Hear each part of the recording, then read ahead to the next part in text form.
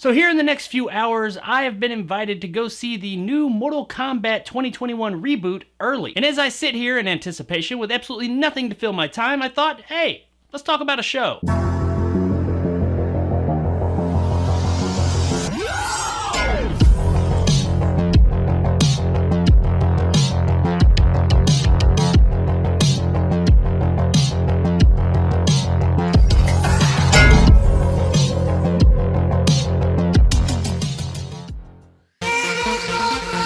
Legacy is brought to us by director-creator Kevin Tankaran and stars Cary Hiroyoga Tagawa, Michael J. White, Jerry Ryan, Mark Dacascos, and more. Unlike other Mortal Kombat live-action properties I have reviewed in the past, this is not a movie, this is a show. A show that ran for 2 seasons between the years of 2011 and 2013. This was supposed to be the Mortal Kombat that we had all been clamoring for, the ultra-hardcore R-rated Mortal Kombat that we're getting right now. It was all the brainchild of Kevin Tankaran, who made an independent short film called Mortal Kombat Rebirth a few years earlier. And Mortal Kombat Rebirth was the most Mortal Kombat live-action thing that the internet had ever seen. It was badass, and I absolutely recommend going to check it out. It was like a gritty, hardcore, super R-rated, realistic look at the Mortal Kombat lore. It had a lot less mysticism as the original source material and more grounded in reality. It took things that were kind of magical in the original source material and made it to where they worked in the real world. Till this day, it is still really fucking cool, and I absolutely recommend going to check it out. It's free on YouTube, so just type in Mortal Kombat Rebirth and it'll show up. But it was that short film that convinced Warner Brothers to move forward with another live-action Mortal Kombat movie, this time being a hard R rating. And this was all the way back in like 2010, and we just now got the hard R Mortal Kombat in 2021. Either way, before they would totally commit to a movie version of Mortal Kombat for Kevin Tankaran to make, they gave him the opportunity to make something in that vein, but as a web series online. Depending on how that web series went, they would or would not greenlight an actual film. So they gave him a budget, and off to the races he was, and what we ended up with was Mortal Kombat Legacy. Now, Legacy's a weird one in the Mortal Kombat universe, because Season 1 and Season 2 are drastically different from each other, even though they are made by the same people. Tankaran was tasked with telling the deep Mortal Kombat lore with 10-minute segments online, but he wanted to do it his way, much like Rebirth was. Now, the show, Mortal Kombat Legacy, isn't exactly like Rebirth. Rebirth was gritty and realistic with zero mysticism. Legacy is more grounded in reality than we're used to seeing in the Mortal Kombat universe, however, it does have a healthy dose of mysticism to it as well. Kind of like a happy medium between old school Mortal Kombat lore and Rebirth. The show only lasted 2 seasons, and last we heard, Tankaran said he was going to come back and make Season 3, but you know, that was 2013, it's now 2021, there's a whole new movie, so I'm calling bullshit on that. So with 2 seasons of MK Legacy under his belt, did Tankaran fulfill the promise that he originally set out to do? Let's find out and take a dive into these 2 seasons, starting with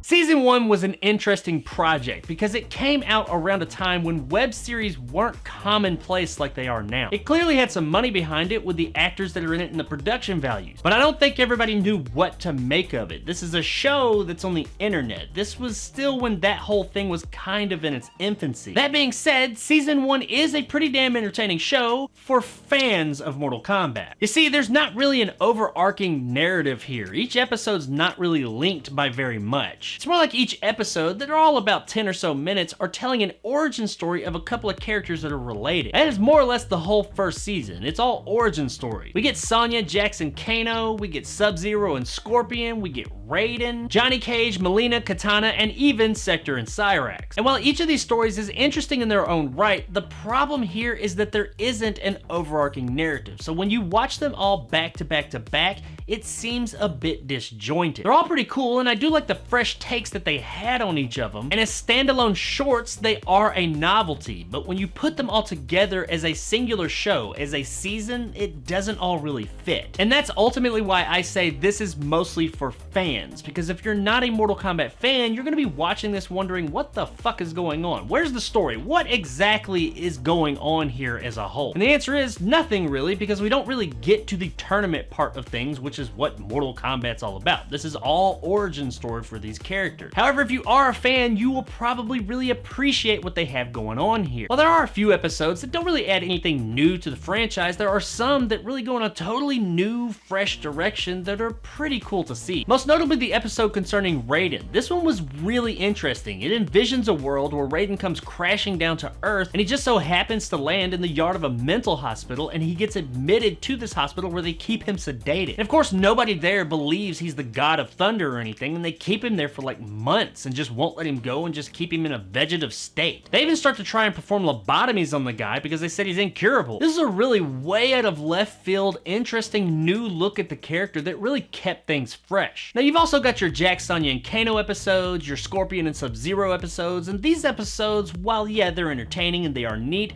they are more or less pretty much the story that we already knew. We get to see how Kano got his eye thing, we get to see how Jax lost his arms, we see the whole thing with Sub-Zero and Scorpion, and it's all great, but it's nothing really new. In my opinion though, the most entertaining one of all would be Johnny Cage's, which is kind of odd because that is the one that the least amount of Mortal Kombat stuff happens in. As I said, this is an origin story, so we see Johnny Cage before he was in the tournament. We see part of the episode from like an EW perspective, like it's a TV show talking about Johnny Cage and how he's all washed up and getting in trouble, and it shows like his mugshot and stuff, just like they do on TV for real. And now he's trying to make a comeback, and the studio's talking about, oh, we don't think that this is gonna stand up to other TV shows that were big then, like Dog the Bounty Hunter and Lawman. And the guy's just kind of like down on his luck, and I really enjoyed this episode. Like I said, not a whole lot of really Mortal Kombat stuff happens in it, but it was still entertaining nonetheless. Another interesting one would be the Mileena and Katana episode. This is probably the one that involves the most mysticism out of all of them, seeing how it takes place in a whole nother fucking realm. That and the fact that this episode is comprised of live action footage intertwined with animation. I don't know if this was to budgetary reasons or not, but it does actually work here. It gives it a very fresh look. Overall, the episodes of season 1, especially for a webisode of 2011, are very entertaining and high quality. The show does give us what it promised, a healthy dose of violence in MK lore. Speaking of that violence, this isn't like the most violent thing I've ever seen, but it doesn't really hold back too much either. Is it as violent and gruesome as Mortal Kombat Rebirth was? No, not quite that violent, but it definitely has its violent moments, and if this was a movie, it would definitely be rated R. So if you're a fan of Mortal Kombat, then check out season 1, and I think you'll have a great time with it. However, if you're not a fan of Mortal Kombat, enter at your own risk. Now from there, things get a bit different, and there were clearly some changes behind the scenes. And that leads us into...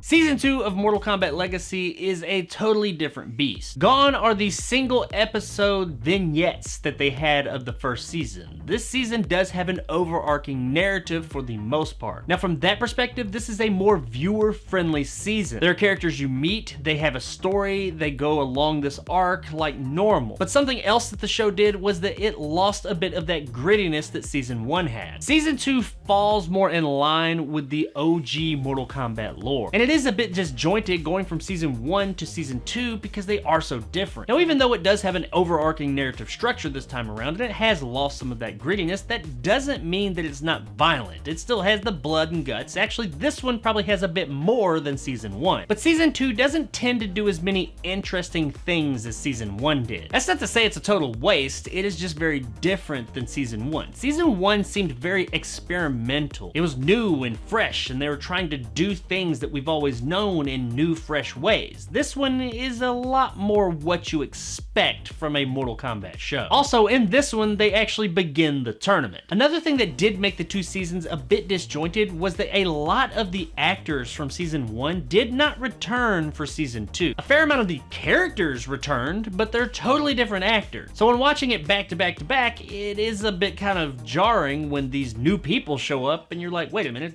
that's not Johnny Cage, that's not Raiden, And who the hell's that guy? There was a year or two between the two seasons though, so I assume that's why some of the actors couldn't return. Now that's not to say that anybody did any better or worse from each season, it's just to say that they are different, and on a regular show, it usually takes a couple of episodes to warm up to new faces and known characters. Well, here you don't really have that much time. Each episode's about 10 minutes long. Overall, you're looking at about an hour and a half's worth of footage, if that. So by the time you kind of warm up to these characters, it's fucking over. Either way, in season 2, we do get our introduction to some Mortal Kombat favorites such as Liu Kang and Kung Lao. We also get some newer characters show up, or at least newer as of the time that this show was made, such as Kenshi and Ermac. I guess Ermac's a bit older, he has been around for a while, but this version of Ermac is much like the version that was going on when this show came out. And that take on Ermac was newer at the time. Now while Kenshi and Ermac are somewhat interesting, or at least Kenshi is, Ermac's just kind of there, Liu Kang and Kung Lao steal the show here. More so Liu Kang though. His character is the one that they actually do something new with in this season. We get to see a Liu Kang that's gone down a darker path. He's not that stoic savior of humanity chosen one that he's always been in all the other incarnations of Mortal Kombat. No, here he's kind of a fuckhead and he does some pretty bad things, but they don't just leave it at that, they show us why he's doing these things. We get a fair amount of backstory with him, and I thought that was an interesting way to go with this story, especially with one of the main lore characters like Liu Kang. Now another favorite Mortal Kombat character that does debut in this season would be Shang Tsung. But not only does Shang Tsung show up, but he is reprised by Hiroyuki Tagawa, who played him in the 1995 movie. And while he's not on screen for very long, every time he is, he brings something a little bit extra to that part of the show. Now while this season's story was a bit more in line with what we know Mortal Kombat to be, with the exception of that whole Liu Kang thing, that was really interesting, but beyond that, it wasn't really anything new when it came to Mortal Kombat lore. While I did appreciate the overarching narrative that they gave this season, if it came at the expense of the creativity that they had in season 1 that they just don't really have in season 2, it really wasn't worth it. It's still an entertaining show, especially for fans, but it definitely doesn't stand up to season 1 as far as creativity goes. Also, it seems like their budget got cut here. Maybe not like a whole lot, but it definitely did take a bit of a step down from the first season. Costumes and effects and stuff like that, they're not terrible, with the exception of Sub-Zero's. His is pretty shit. But everybody else's isn't terrible,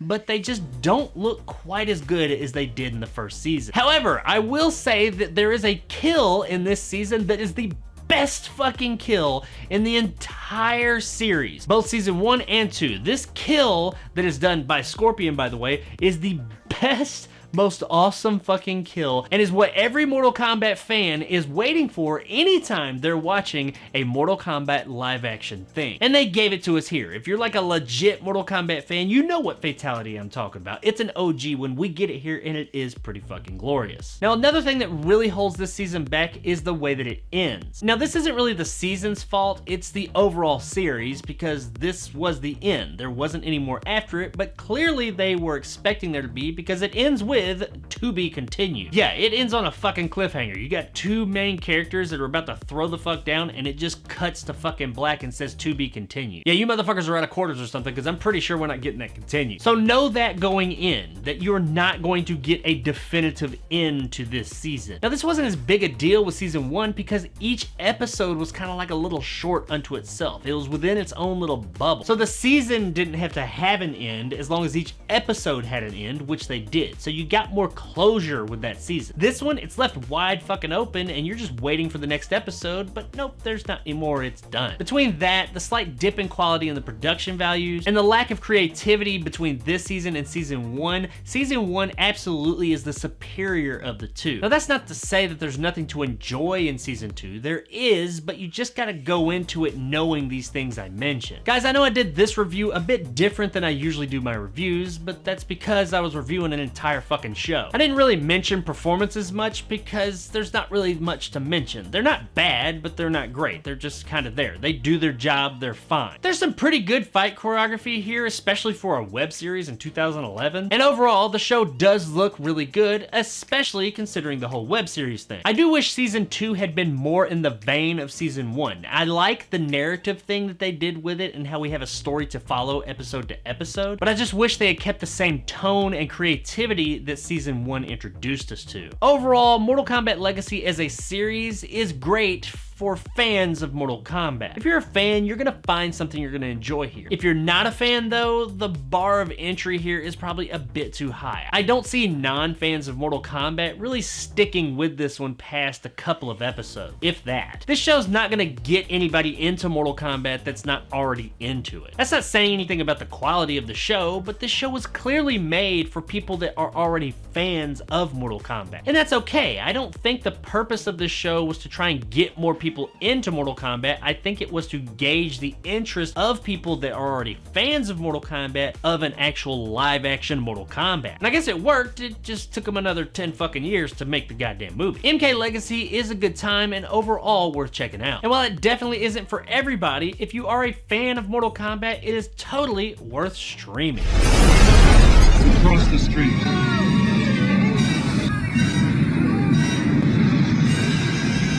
Now, while I did say that this series is only for fans, it is free to watch on YouTube, so really anybody who wanted to give it a shot could do that. It's on Netflix and a couple of other streaming platforms as well, and you can also buy a Blu-ray of it, but at the end of the day, it's on fucking YouTube for free. So if you're curious about it, just type in Mortal Kombat Legacy and give it a go and see if you like what they're selling. Chances are though, if you're a fan, you will find something to like here. So there it is, guys, my review of Mortal Kombat Legacy. If you enjoyed and want more content like this, hit that subscribe button and help my little channel grow. If you liked what I had to say, give me a like. If not, let me know in the comments below why. And as always, stay sexy, NetherRealm.